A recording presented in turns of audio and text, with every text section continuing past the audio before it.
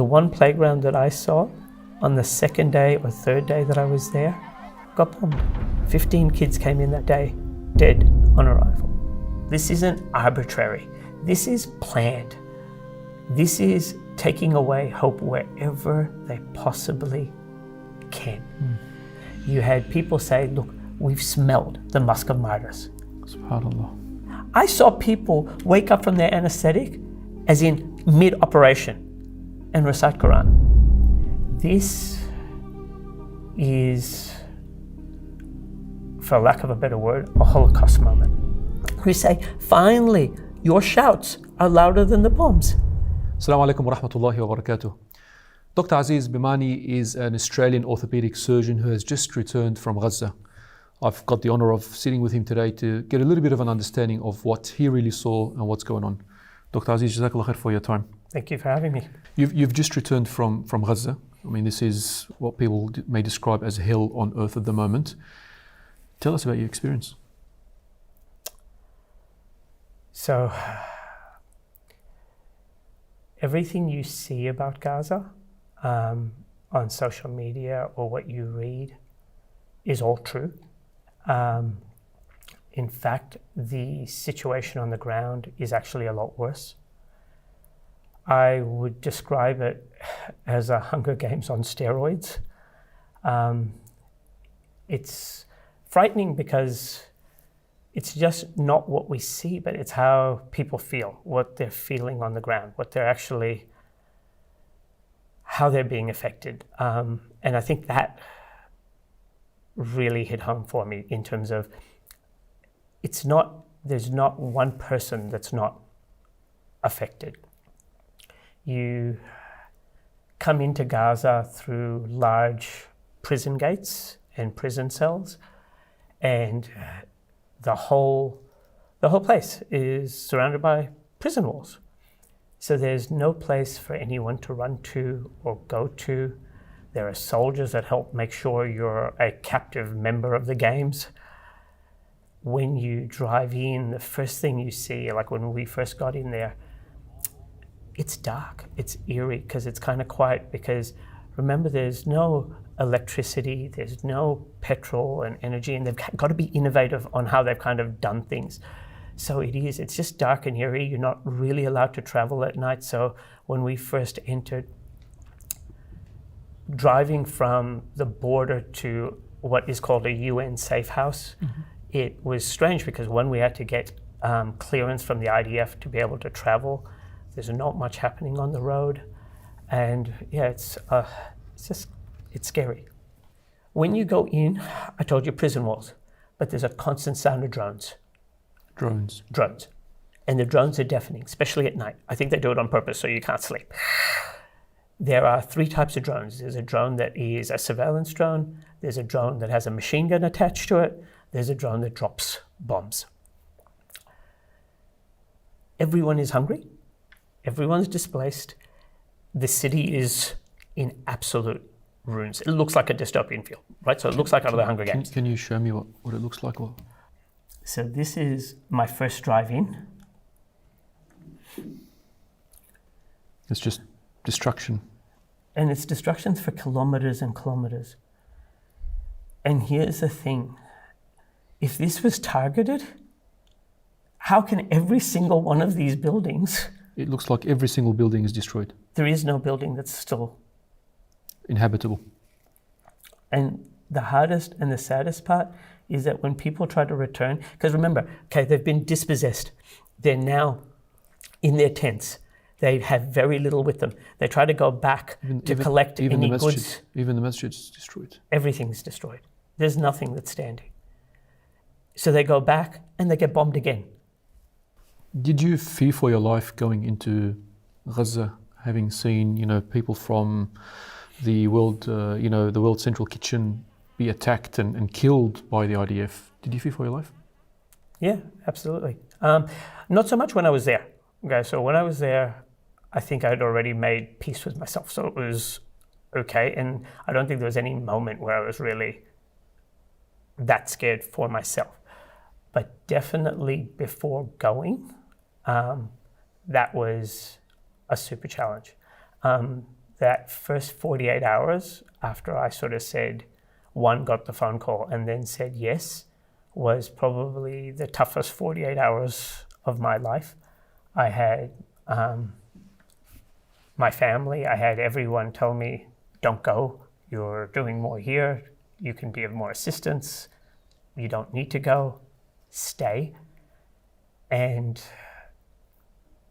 it really came back to me as in part of, to answer your question, it was that I was genuinely concerned of whether I would necessarily come back. I had already read about a couple of orthopedic surgeons that were there that had been killed. And even recently on my return, and actually just after I returned, the head orthopedic surgeon from Al-Shifa Hospital died in an Israeli jail. So yeah, no, I was concerned, and the World Trade Kitchen thing again further emphasized that. So what made you actually go in there and do it? This is, for lack of a better word, a Holocaust moment, right? This is a time in history that we're all going to come back and reflect and look back at and say, what was I doing during the genocide, right? If people of faith, we're going to have to answer to our Lord and say, what did I actually do when I knew a genocide was happening? If you're a humanitarian, you're going to have to answer to that Palestinian orphan who's now 10 years older or 15 years older.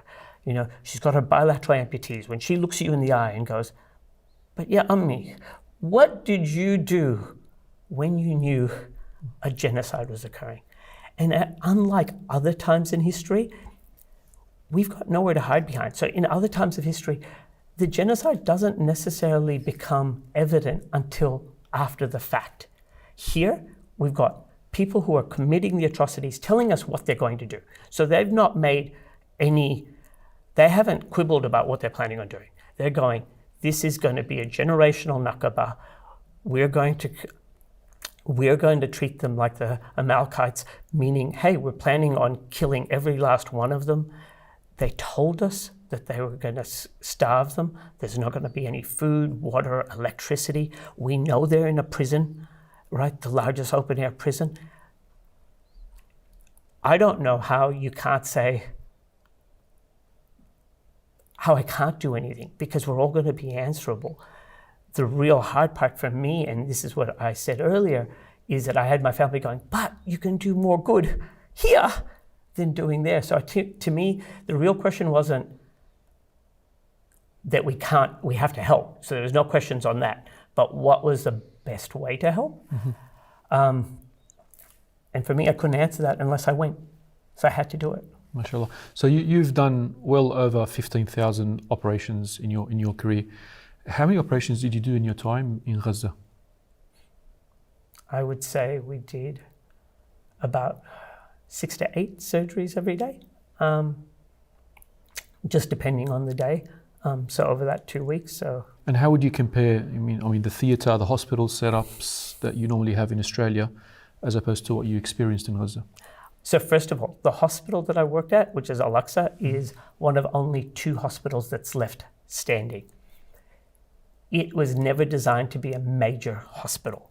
It's become one of those big hospitals by default. To put in context, Al-Shifa Hospital, which we've all heard of, that had 100 ICU beds. As far as I'm aware, there's no hospital in New South Wales or Australia that has that many ICU beds. That was their tertiary referral center. That's gone. And so it's just down to Al-Aqsa, which is now a small community hospital having to deal with trauma like you've never seen. No Australian hospital, even in the best of times, could cope with what they have to cope with. But then you add in a siege, you add in ongoing bombing and killing, you add in a displaced civilian population. And there's reports... They're just breaking. Yeah, there's nothing they can do. There's reports that people are actually sleeping in the hospital. Is that correct? Have a look. The truth is there's almost no room inside the hospital to walk, because everyone is literally everywhere. Everyone is camped out there. These are all patients. When you first walk into the hospital, the thing that overcomes you is two things. One, how overcrowded it is, with everyone, all displaced people everywhere, with people who essentially are amputees or have what we call external fixators on, which are these rods on the outside of their body holding their limbs in place. But there's also this stench. It smells of death. It smells of death because everything is rotting. Wounds are infected. There's open wounds. There's not enough sanitation, or there's nothing enough to kind of keep it clean. SubhanAllah. How many of the patients that you saw were children, women? At least 50%, if not 70%, were kids. And then... Under the age of 18? Easy. I would have gone under 12. Under 12? I would have said under 12. Because I probably wouldn't be able to tell the ones that were above 12, but the under 12s, I did tell. And the majority were women and children. How did you, stay mentally fit to be able to operate in these circumstances? The only thing that kept me going, that kept me sane, and actually what allows me to be sane now, were the Palestinian people, the people themselves.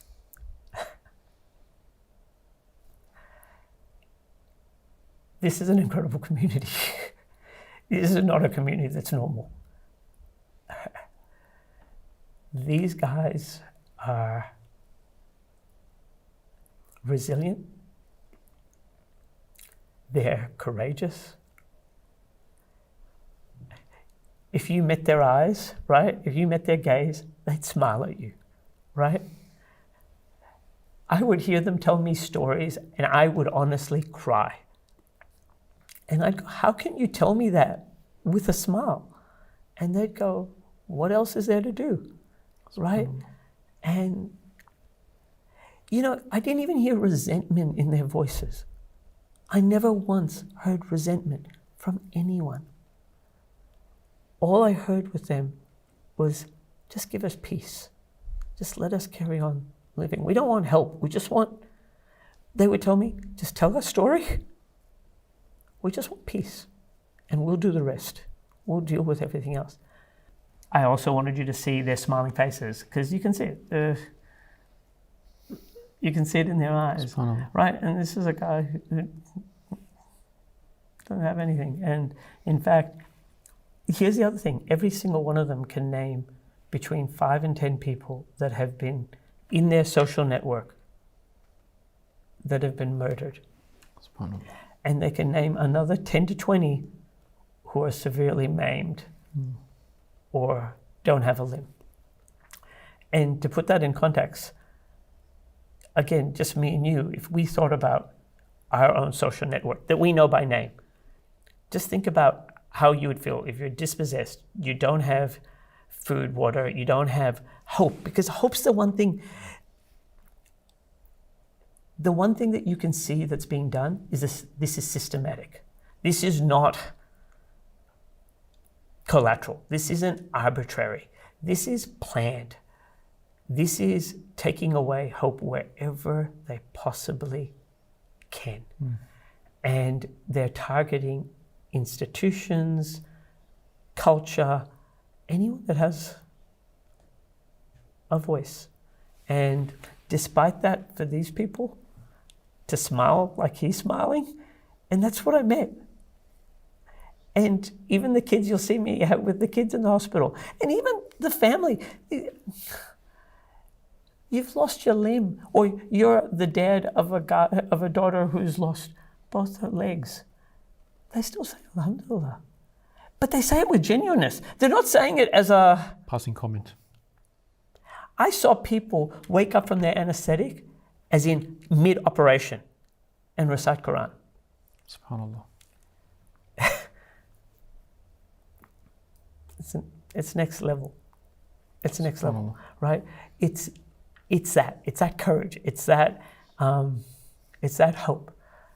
I mean, during your time, did you see the people's resilience? You've mentioned that already.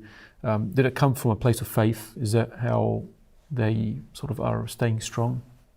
I think almost everyone I met said that is how they've maintained their faith. And here's the crazy thing, right? So people who said they weren't practicing said they became practicing. SubhanAllah. People said, and this is strange again, they said the war was a good thing. And they said it brought them closer. And that they got to witness things that they hadn't witnessed before, both in themselves and outside. You had people say, look, we've smelled the musk of martyrs. SubhanAllah. I had people say, because I actually asked about the war, because I actually was interested. I was like, are you guys resentful that this happened? Were you? And two things came across. They said, this was going to happen anyway. It's just one of those things. This has been happening to us on and off again. And at some point, this was going to happen. But the second was that they felt that they'd all been brought closer to the faith. And they all genuinely sounded, like I said, the Alhamdulillah was a genuine Alhamdulillah. Thank like Allah, it was subhanAllah. like, it was a genuine no. And there was also genuine, this is from God. So whatever's happening, It's from Allah. we're okay with. I'll tell you, I had a near kick in the gut experience when I got home.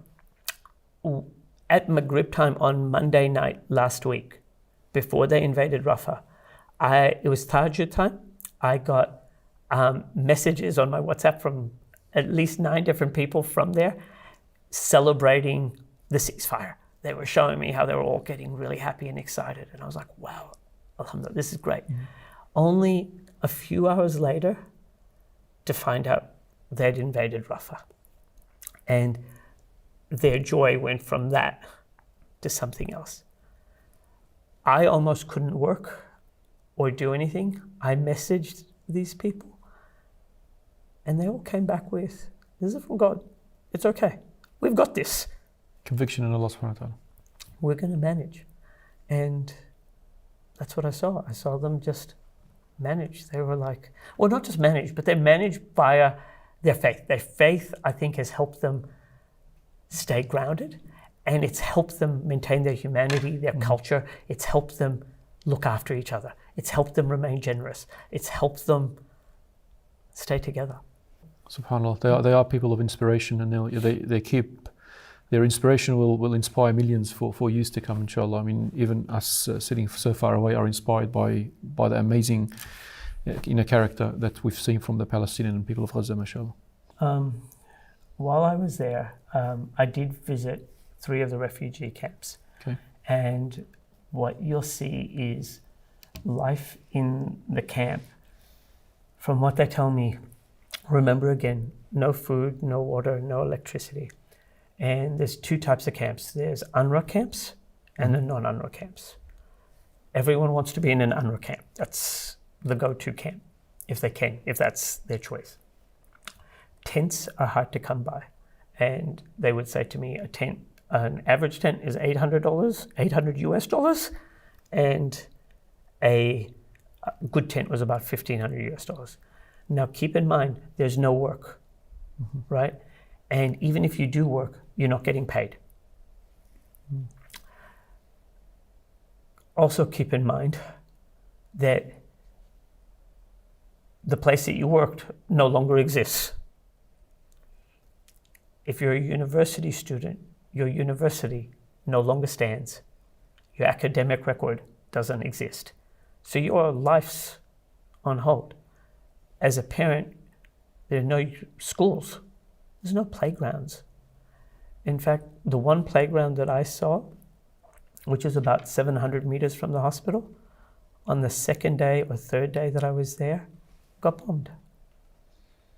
15 kids came in that day, dead on arrival, right? Going back to the refugee camps, their life basically starts with finding water. So the first thing in the morning, someone goes out, and that's what that photo is. It's mainly kids and adults going and collecting water. And then they bring that water back. Then their job is to try finding where a food parcel is being delivered and put their name out for a food parcel to collect that food parcel. Then the next part of their day is to see if there is any free soup kitchen food that they can collect. Okay. You mentioned before that 15 kids were brought into the hospital dead. I mean, when you're in a situation like this, how does that make you feel? It's gut-wrenching, right? There's no words. There's just sadness, right? It doesn't make sense. It's just, look, there was a time there when a child came in with an arm blown off, and the arm's just completely blown off. It's just mangled.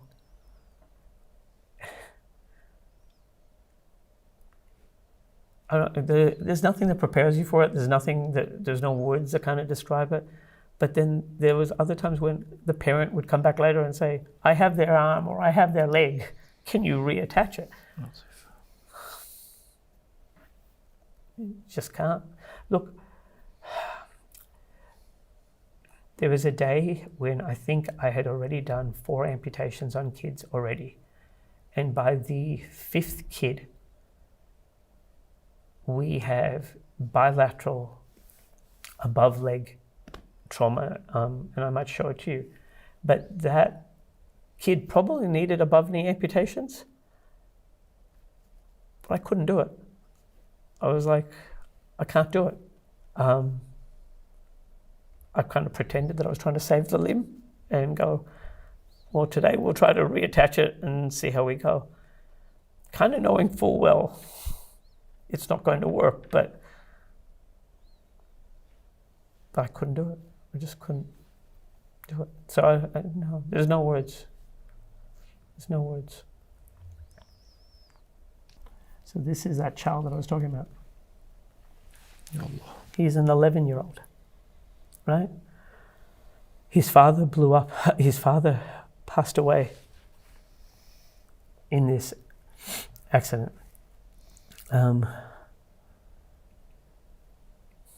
If you could carry a message from the people of Gaza to our audiences, what would that message be? So consistently, they all said, tell our story. They wanted us to tell their story, I think with the hope that our humanity would mean that we shut this down. But when I reflected more on it, to tell you the truth, I actually recognized the single biggest existential threat to Israel, to the occupation, to the status quo, isn't another army. It isn't an armed resistance. It's not a state. It's the truth. And we all carry the truth. All we have to do is get the truth out there. And this ends. And that's amazing. All this time, I hear people telling me, blaming so-and-so, blaming our nation, blaming our leaders. But here's the reality. Me and you can make a difference. We just need to share the truth, which is why they keep telling us, just go back, tell our story. I don't know, you know the poem, this poem, it's gonna make me cry. This is a poem that Dr. Rafat, who is an English professor in Gaza, wrote. And that was one of the last poems he wrote before getting martyred in this war. And I hope I don't spoil it. But he wrote, if I die, you must live to tell my story, to sell my things, to buy a cloth with some strings, make it white, so that a child, when looking in the heavens, who sees his father who left in a blaze, who didn't have time to bid him farewell, not even to his flesh, not even to himself, sees that kite you made and he sees it bringing back love. If I must die, you must let it be for hope. Let it be a tale. And I think what he's saying and what they're telling us is that if we get out the truth, we spread the message, the truth does bring this down. There's too much misinformation out there, and we all have a role to make sure this doesn't happen in vain. We can all help change what's happening. And in fact, I would contend that we actually have a bigger role to play being here and influencing our societies. And that doesn't mean whether it's Australia, whether it's the US, whether it's Europe, but I would even say whether it's Egypt, Saudi Arabia. If we all get up, we all tell the story, we all tell the truth, we all stand up for what's happening and say this genocide doesn't happen in our name. Because you know what? I can't talk to Hind. If Hind comes to me and says, where were you? I have to answer and say, hey, I was trying to do something. I went to the protest. I wrote to my politician. I spread the message on social media.